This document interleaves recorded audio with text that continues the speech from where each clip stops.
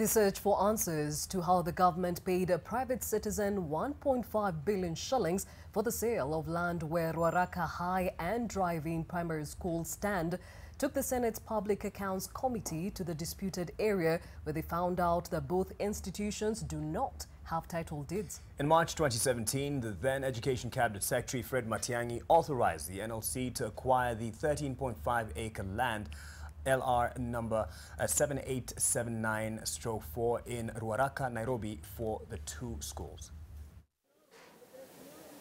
The Senate's Public Accounts and Investments Committee became the second parliamentary committee to visit Ruaraka High and Drive-In Primary Schools with the aim of finding out the ownership of the land on which the two schools stand. The primary school by then, John Thua, who has served for 18 years as the chairman of the school's board of management, told the committee that the land was set aside by the government in 1966 for utility purposes. The committee also heard that in 1984, former area MP and one-time city mayor, the late Andrew Ngumba, helped the school acquire the land through the city education plan. Has ever come to this school to lay claim over this piece of land, or anybody to say that you people have built a school or have encroached into my school? it must be last year, is when we learned through the media. I have got several correspondences with me, which the previous principals had tried. And also the replies are also here. Through our BO records, we have not traced any letter claiming about this land.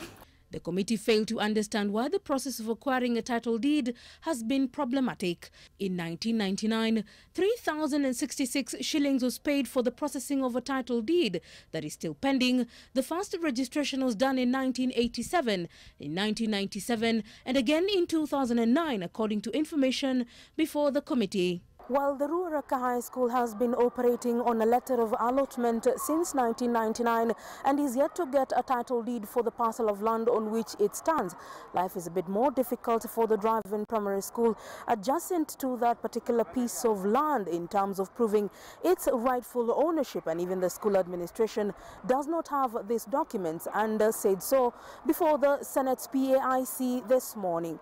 We do the handing over. And I have the file for the handing over. Yes. Of what the documents which are there. The land title deed is not there. Right now I'm already linking up with the city county to ensure that any records that are not available in my office are available, because all schools must be registered.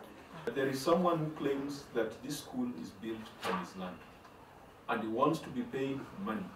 In fact, he has already been paid money from public coffers. Now, you are lucky that the government is the one that's paying. Otherwise, you would have claimed for that money from the school. NLC Chairman Dr. Mohammed Swazuri had promised to ensure that the acquisition is done within the law.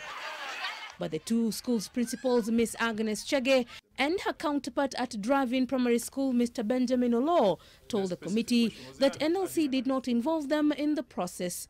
Leila Mohammed, NTV.